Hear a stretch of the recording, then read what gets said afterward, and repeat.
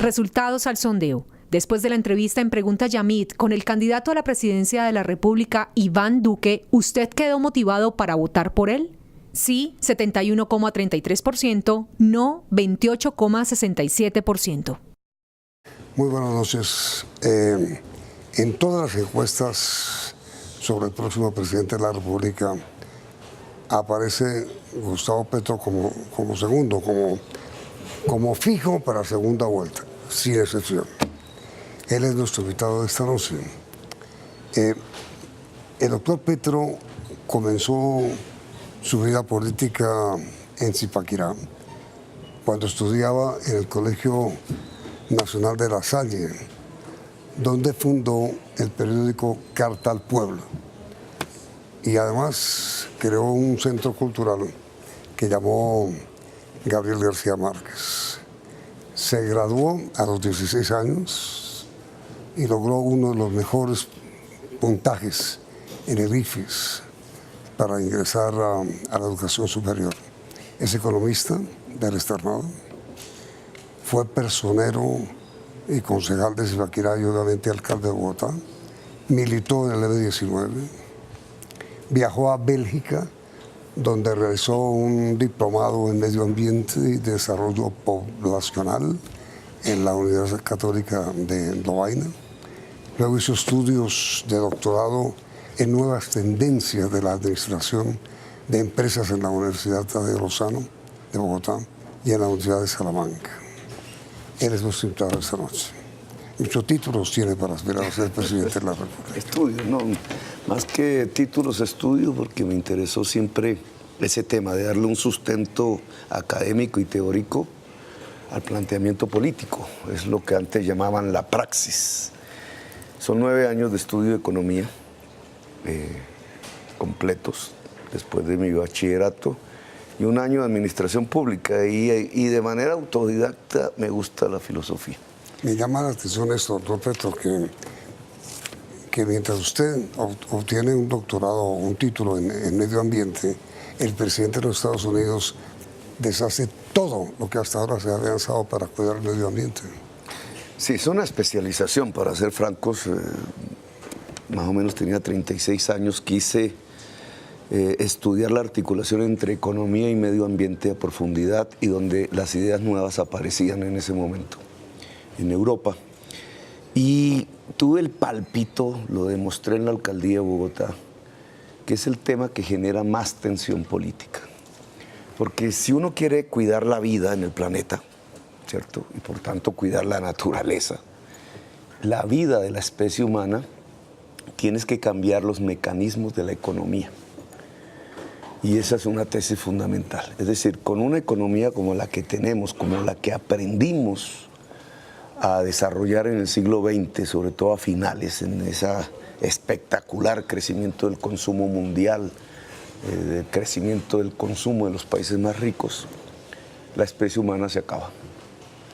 Y ese es el mensaje del Papa, ese es el mensaje de las COP de las Naciones Unidas, ese es el mensaje de Stephen Hawking, de miles de científicos que le advierten a la humanidad que la especie humana y la vida en el planeta se acaba no dentro de milenios. Stephen Hawking hablaba de 200 años y decía que si no se toman las decisiones en estos 30, es irreversible. Y por eso le preguntaba, ¿no es un contraste que diga el presidente Trump y deshace lo que avanzamos con Obama? Porque fíjate que la política mundial se divide en dos, que a diferencia de lo que piensa un sector de la opinión pública, no es castrochavistas y anticastrochavistas. Eso no existe en el mundo. La política mundial se está dividiendo entre políticas de la muerte, los llamo así, y biopolítica, políticas de la vida. Y lo describo en este escenario. Vamos, una señora conservadora como Merkel, en Alemania, está absolutamente comprometida con los cambios tecnológicos, culturales y sociales que demanda separarse del petróleo y el carbón. Porque es lo que, su uso es lo que está provocando el cambio climático, es el principal problema hoy de la humanidad. Y un señor como Trump o como Maduro, o para hablar de políticos nacionales, Duque, Uribe y Vargas, se inscriben en la misma línea política de seguir haciendo depender las economías del petróleo y del carbón, por los intereses poderosos que tienen en sus respectivas sociedades. Ese es el camino de la extinción de la especie. Entonces, la política mundial cada vez va cogiendo fuerzas que pueden llevarnos hacia la barbarie, lo que se produce en el Medio Oriente, la destrucción de estados, sociedades que se vuelven nómadas, asesinos de masa, colapsos y un éxodo de millones cruzando el Mediterráneo. Se produce también en México desde otra perspectiva, un éxodo cruzando el río Bravo, y el crecimiento de extremas derechas xenofóbicas en Europa y en Estados Unidos, que se traducen en esto de los muros, pero que tarde o temprano terminarán, si siguen gobernando esos países, en actitudes violentas contra los pueblos migrantes.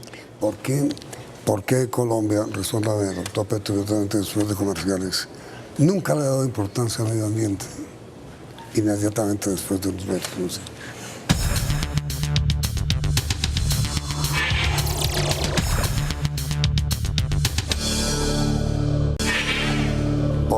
¿Por qué nuestro país nunca ha tenido conciencia sobre el medio ambiente? Observe el río Bogotá, que es una cloaca. Observe Doña Juana, que no saben qué hacer para crear otro relleno. No hay además aprovechamiento de desechos en el país. ¿Qué pasa con el medio ambiente en Colombia? Porque hay intereses creados. Sí hay conciencia, los niños todos ya tienen conciencia ambiental, la juventud profundamente le enseñan a sus padres y madres. Pero hay intereses creados y hay el conflicto. Vamos a poner ejemplos, digamos el relleno sanitario, Doña Juana, que es el más grande de Colombia, y su extensión y su efecto negativo sobre poblaciones de todo el sur de Bogotá, se mantiene porque hay un negocio alrededor de transportar basuras y enterrarlas en el relleno. Ahí gana unos grupos muy poderosos. Si hubiera reciclaje, que era lo que nosotros queríamos, el relleno sanitario va muriendo, pero entonces esos negocios también van muriendo. Y otros actores de la economía crecen, por ejemplo en el caso de Bogotá, los recicladores. O vamos a poner un ejemplo, la Ciénaga Grande de Santa Marta. No le llega el agua, se está desecando. No le llega el agua porque cultivadores de palma africana, de banano, van quedándose con el agua para su producción, para la exportación. En cierta forma exportamos ese agua y la ciénaga va muriendo con un efecto negativo sobre la población. E incluso, si uno mira esos afluentes que vienen de la Sierra Nevada, sobre la población misma de Santa Marta, antes de llegar a la ciénaga. Ese es un conflicto económico, unos intereses económicos, porque la solución ¿en qué consistiría?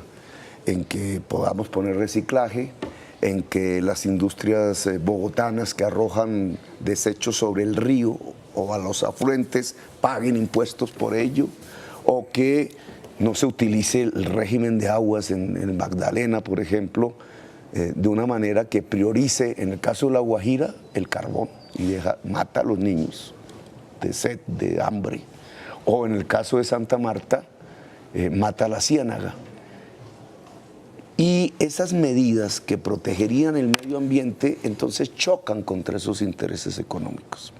Y de ahí, o los casos más famosos, el de la minería del oro en Cajamarca o el de la minería del oro en Bucaramanga, que puede afectar 2 millones de personas que toman el agua potable de esa región. ¿Qué pasaría, digamos, ante esos conflictos cada vez más grandes? Peores son los que se relacionan con la extracción de carbón y petróleo. La economía venezolana depende exclusivamente de eso, la colombiana parcial, pero prioritariamente de eso. ¿Qué pasaría si decidimos proteger el medio ambiente? Que tenemos que tener otro tipo de economía y que el presidente de la República y por ende los funcionarios que le obedezcan tienen que priorizar políticamente la vida sobre el negocio. Y esa priorización de la vida sobre el negocio pues trae decisiones que pueden llamarse fuertes, pero que son vitales. Por ejemplo, en el páramo de Santurbán, Minesa no entra y no entra. En el Cajamarca, la minería de oro no entra. Nos tenemos que separar progresivamente de algo de lo que hemos vivido en los últimos 30 años, una élite, porque realmente es ahí donde ha aparecido la corrupción, las regalías del carbón y del petróleo que ya se agota en Colombia. Si el petróleo se va agotando, una solución tecnológica para aplazar esa muerte es el fracking. ¿Cuál está usted? Usar todo el agua de la región. Pero miren, intencionalmente comencé a leerlo con usted, planteando un tema en el que usted es experto como el medio ambiente por lo siguiente. La pregunta original, pensaba yo, debería haber sido ¿por qué usted origina tanto miedo en ciertos sectores?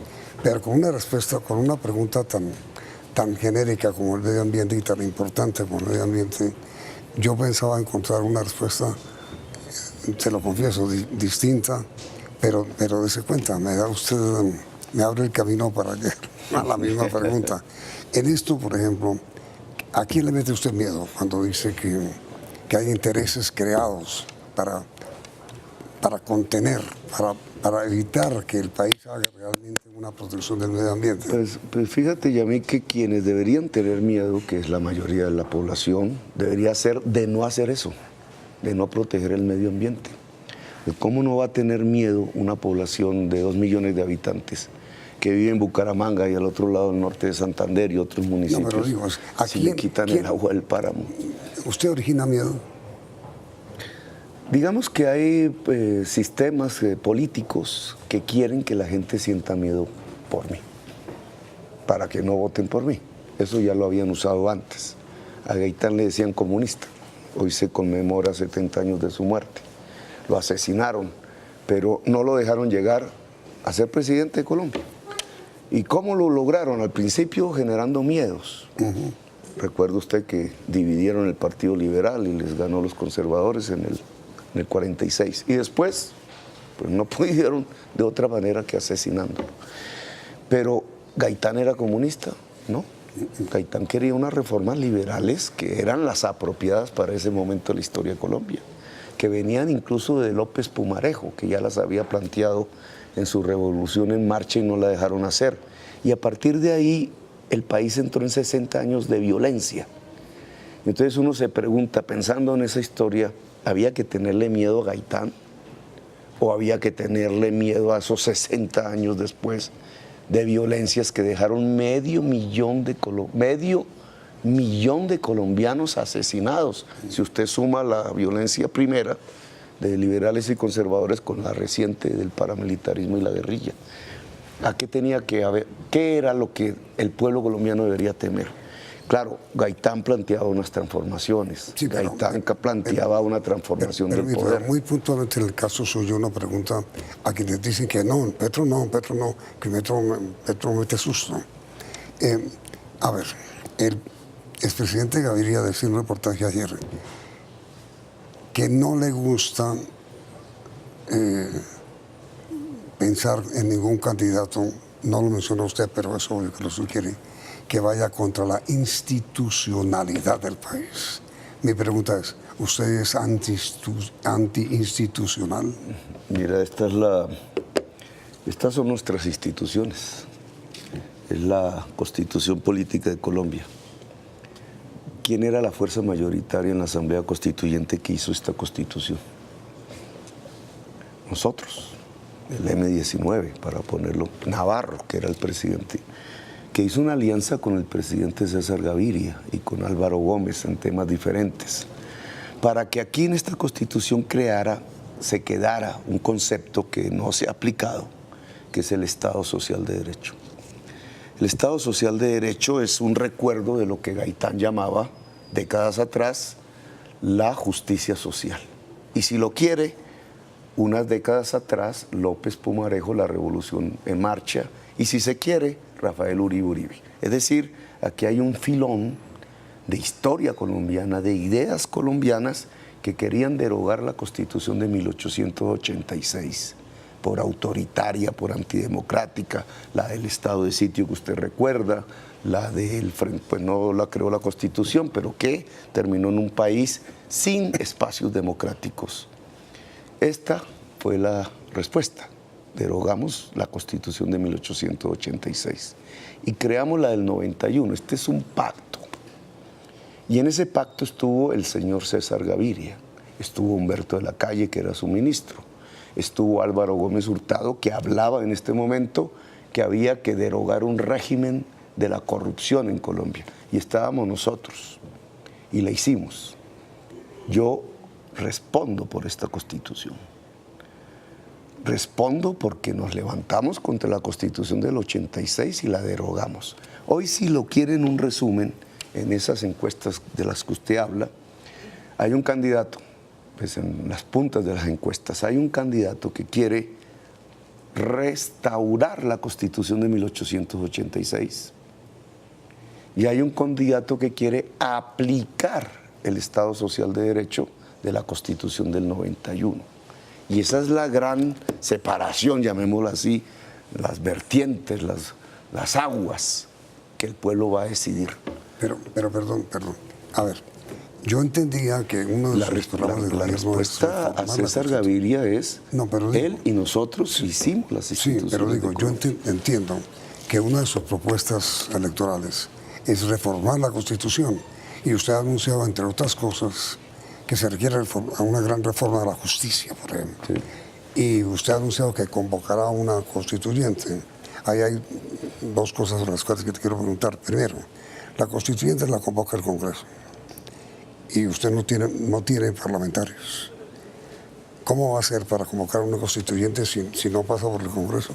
Sí, pero uno, no es reformar toda la Constitución. No, la parte de la justicia. Son unos temas que ya sabemos que el Congreso no ha querido reformar, la justicia, la política, el retorno a lo que planteaba la Constitución del 91 en educación, que lo contrarreformó Andrés Pastrana y Álvaro Uribe, quitándole recursos de la educación para salvar banqueros el uno y para la guerra el otro. Y hay que retornar al espíritu inicial que se aprobó en el 91 sobre la educación. Lo demás incluso son temas de ley, cómo transitar una economía productiva. Entonces, digamos, sí, son unas reformas acotadas. No, la constituyente no la puede convocarse en el Congreso. Yo pienso que esas reformas acotadas implican, en primer lugar, un acuerdo. Y es un acuerdo sobre lo fundamental. Vamos a suponer que Petro gana las elecciones, ojalá. Entonces, lo que primero se construye en el primer día de gobierno es, nos comprometimos con el pueblo colombiano, que vota mayoritariamente por nosotros, a hacer una reforma de la salud que cambia y genera una transición del modelo de la Ley 100, que es una ley, no es la Constitución, a que es mercancía, la salud como mercancía, con sus EPS, etcétera, hacia un modelo donde la salud es derecho. Que si lo queremos poner en términos concretos, es que es primero la prevención para disminuir la enfermedad y segundo, el tratamiento de la enfermedad no necesita intermediarios. Eso es un tema de ley. No, pero ¿cómo? A ver, hay un segundo tema que constituyente, ¿cómo hace para convocarlas sin tener Congreso? Pero es que el acuerdo sobre lo fundamental es una mayoría en el Congreso. Acuerdo sobre lo fundamental, la teoría de Álvaro Gómez. Sí, que yo recojo. Que usted va a recoger. Claro, porque es que esto no lo vamos a reformar unilateralmente y por decreto presidencial, porque eso ya sería asemejarnos al vecino, ¿no? Este es una reforma pluralista. ¿Usted no se quiere parecer al vecino? Incluso es el Senado, ¿cierto? Es el Senado el que tiene la decisión. Es una consulta que hay que hacerle al pueblo. Quiere una reforma a la Constitución sobre estos temas, sí o no, pasa por el Congreso. Claro, y el Congreso tiene una mayoría en el Senado recientemente elegida, que no es el uribismo ni el Partido Conservador. Para ponerlo en términos exactos, es los que votaron por el sí, que yo no estuve muy de acuerdo con esa tesis de Santos, pero es la realidad política.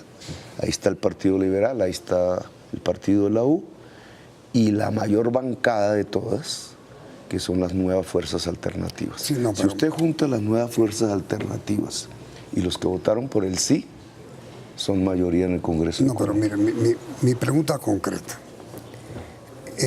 Usted, si es elegido presidente, no va a poder gobernar ni aplicar ninguna de sus ideas, en serio, si no cuenta con el apoyo del Congreso. Eso es elemental. Sí. ¿Cómo va a ser Gustavo Petro, presidente de Colombia, para tener el apoyo del Congreso de la República? Hay que hacer un acuerdo. Hay que hacer un acuerdo sobre los temas fundamentales de Colombia. ¿Cuáles son los temas fundamentales? De los temas que estábamos narrando ahora. La reforma a la salud. 1, 2. La reforma a la educación, que es volver al artículo original. Es decir, financiar la educación. La educación incluso para que podamos tener un sistema de educación pública superior gratuito. Y ahora hablamos de eso. La reforma a la justicia, para dotarla de independencia completa, es mi propósito. No para someterla a la política, sino para dotarla de independencia completa. La reforma a la política para independizarla de la corrupción, que implica darle más peso a las decisiones Pero si la ciudadanas. mayor corrupción está en el Congreso, según usted mismo lo ha denunciado. Sí, no. Pero tenemos las fuerzas para un acuerdo sobre lo fundamental. ¿Sabes cuáles son las fuerzas fundamentales? Un presidente elegido que quiere hacer los cambios. Porque si el presidente no quiere hacer los cambios, Duque, pues ¿para qué hablan de constituyente? Él hablará de una constituyente para cerrar las cortes, para salvar a su padrino político Uribe Vélez. No, nosotros queremos un proceso de reforma constitucional para darle independencia a la justicia. ¿Quiénes están de acuerdo con nosotros en eso? ¿Está de acuerdo el Partido Liberal? Que este es el momento de darle independencia a la justicia. ¿Está de acuerdo todas estas formaciones políticas que llegaron al Congreso nuevas? Verdes, Polo, Decentes, etcétera.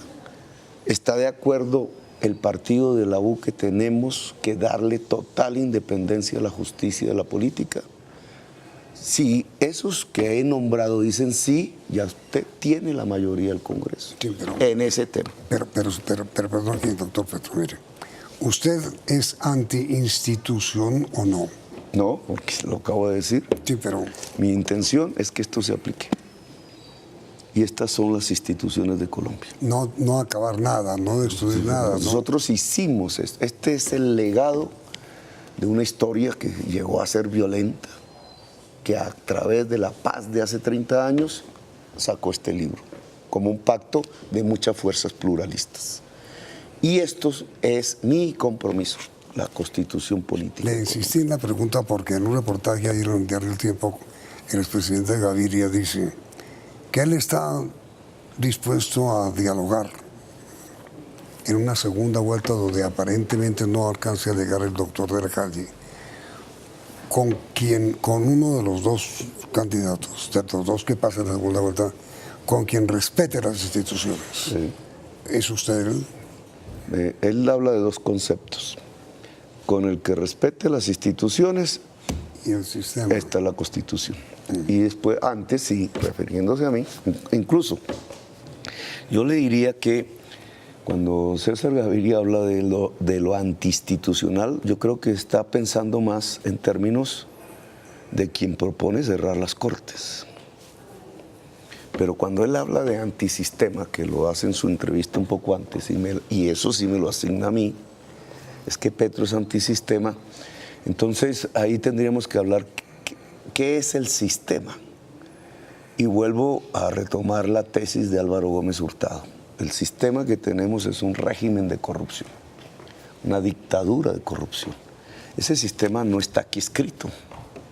Ese sistema existe en Colombia precisamente porque este libro no se aplica. Por eso, doctor. Entonces, ese sistema de corrupción, claro que hay que derogar. Si el sistema que gobierna hoy Colombia es un sistema corrupto, hay que cambiar el sistema. Sí. Inmediatamente después de que... No, es que el tiempo se nos acabó. Vamos al capítulo de Caso Cerrado y continuamos la entrevista con el doctor Gustavo Petro mañana a esta hora. Doctor Petro, muchas gracias.